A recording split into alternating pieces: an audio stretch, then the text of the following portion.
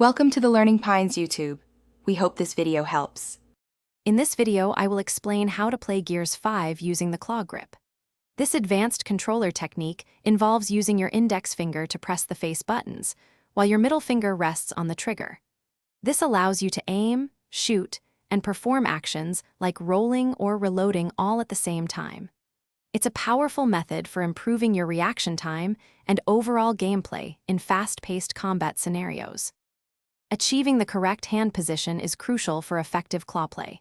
Your right index finger should arch over the face buttons, ready to press A, B, X, or Y. Simultaneously, your right middle finger should be positioned on the right trigger for firing. Keep your thumb on the right stick for aiming. Practice this grip without the game first to build muscle memory and ensure comfort for extended gaming sessions. The claw grip offers significant advantages in Gears 5. You can perform advanced movements like wall bouncing and active reloads without ever taking your thumb off the aiming stick. This continuous control allows for much smoother and more precise actions, giving you an edge in combat.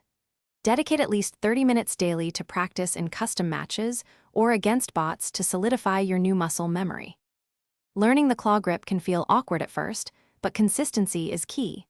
Many players experience initial discomfort, but this usually subsides with practice. Consider adjusting your controller sensitivity settings to complement your faster input speed. Start with small adjustments, perhaps increasing it by 5 or 10 points.